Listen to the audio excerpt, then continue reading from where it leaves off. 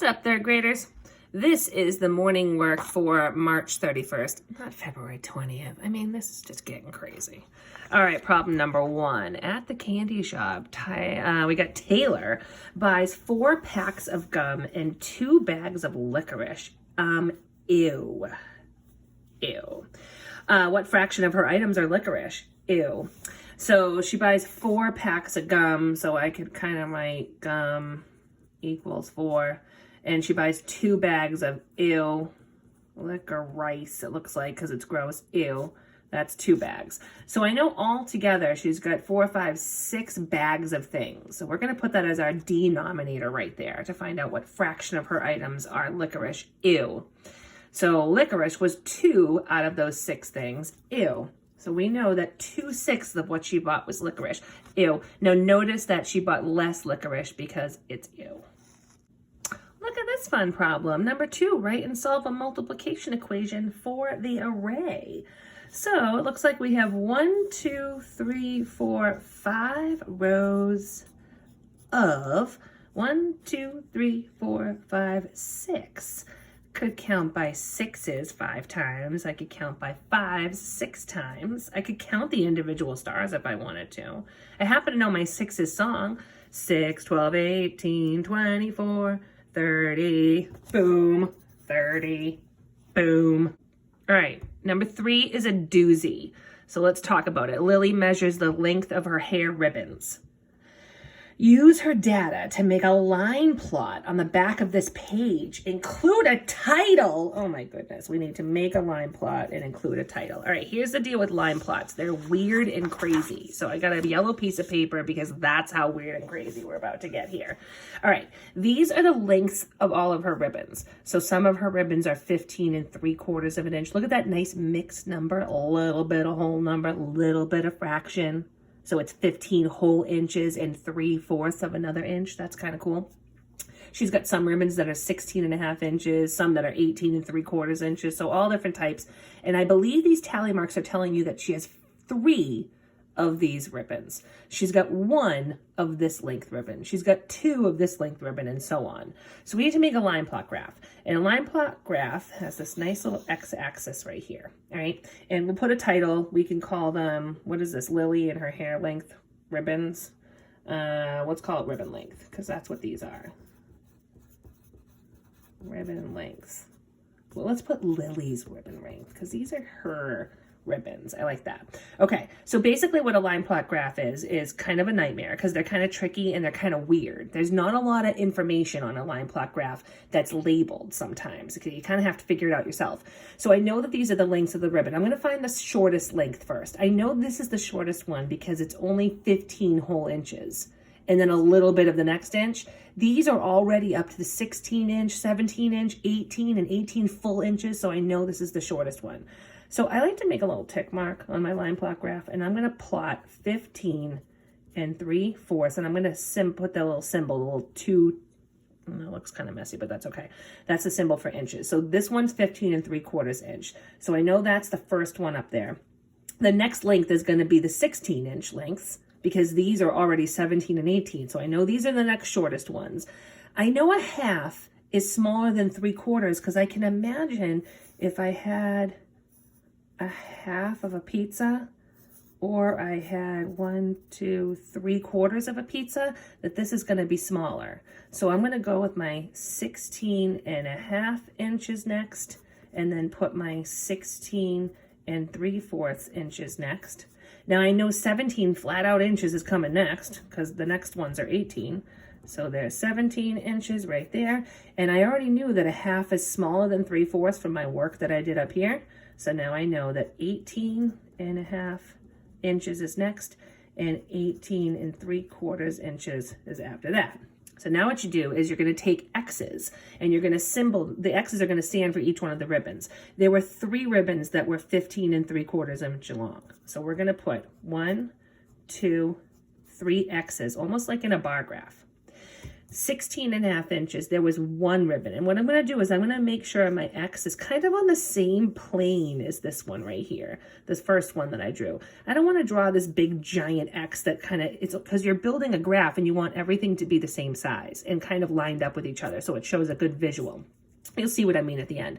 16.75 inches, there were two ribbons. So again, I'm going to make a nice neat X right there. I need to get rid of this because that's just in my way and it's kind of a nightmare. There we go. So 16.75 inches, there were two of them. There were two of the 17-inch ribbons. Again, I'm not making this huge X right there. That doesn't make sense. We're keeping them the same size and sort of in line with each other. So let's get rid of that. That is the greatest eraser ever. 17-inch, there were two of those. 18.5 inches. Ooh, there were 5 of those. She's got quite a few of those there, Lily. What's up with that? 2, 3. Again, my third X is kind of in line with that third X. And 4, watch out, Mr. S, you're in the way. And 18.75 inches, we had 4 of those. So again, I'm going to line them up, 2, 3, 4. And now when you're done, you have a bar graph, you have, a line plot graph, but see how it sort of looks like a bar graph? And because we lined up all of our X's nice and neat, you can actually use that visual without even drawing these big rectangles around it. You can sort of use that visual to see that's where she has the most. Here's where she has the least amount of those ribbon lengths. So that's really fun and exciting. Nothing's more exciting than a line plot graph.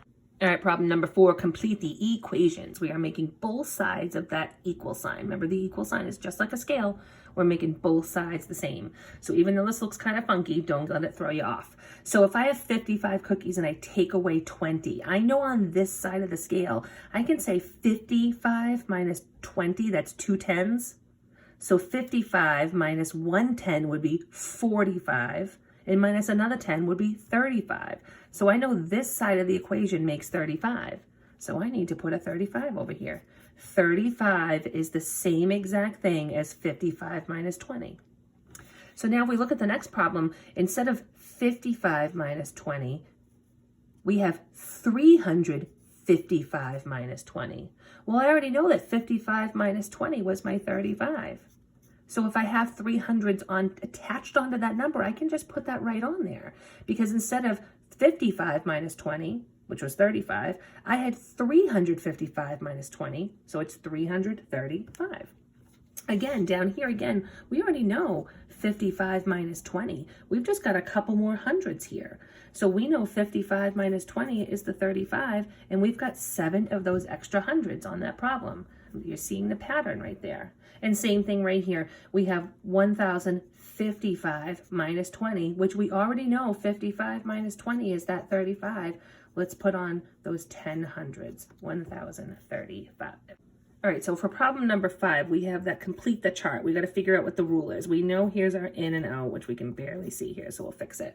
We got to use this one to figure out what the rule here is. We're going from 671 to 710. I'm pretty sure we're going to be adding. We're going up on a number line, so I know the rule is going to be adding, but how many? Now, I could count up from 671 to 710, but instead, I'm going to work the other direction. I'm going to take my 710 and I'm going to take away what I know. I know 671. There we go. I can't do 0 minus 1, so I got to go next door, regroup. 10 minus 1 is 9. Now 0 minus 7, I can't do that. So I'm going to go next door, make the left one less, throw that one, shimmy that one. You guys know the drill. And then 10 minus 7 is 3, and 6 minus 6 is 0. So I know it's going to take 39 more to get to 710. So my rule must be plus 39. So let's work on these. I'm going to do some stacking here. This is good stacking practice, people. So 471 plus 39. We've got 1 plus 9 gives me 10. 7 plus 3, friend to 10, plus 1 more, 11. And then 1 plus 4 is 5. So I know we're going to have 510. And I'm seeing another pattern on this one.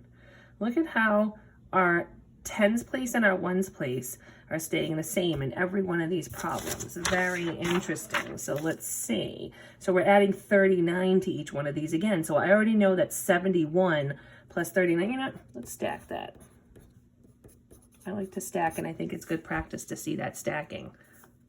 1 plus 9 is 10. 7 plus 3 is 10, plus 11 1 plus 0 is 1, and we just drop that 1 down. 1,110. And our last one, 2,471. Let's add that 39 again. Look at this pattern. 1 plus 9 is 10. 7 plus 3 is 10, plus 1 is 11. 4 plus 1 is 5. Drop down the 2 because it's plus that puff of oxygen right there. 2,510. My paper was very slippery on that one. Did you guys know that Jack asked his classmates about their favorite sport? According to his data, which sport would have the most X's on a line plot? Ooh, another line plot question. So if we were making a line plot, the X's would probably be the number of people that voted for that favorite sport. So if I look at soccer, I've got 5, 6, 7, 8. Tennis was 3 people. Baseball was 5, 6, 7 people, and hockey was 5. So which sport would have the most X's on a line plot? That would be soccer. It would have 8 X's on a line plot. So soccer. I'll draw a soccer ball too. I don't know what kind of soccer ball this is. It's a soccer ball that also looks like a chocolate chip cookie.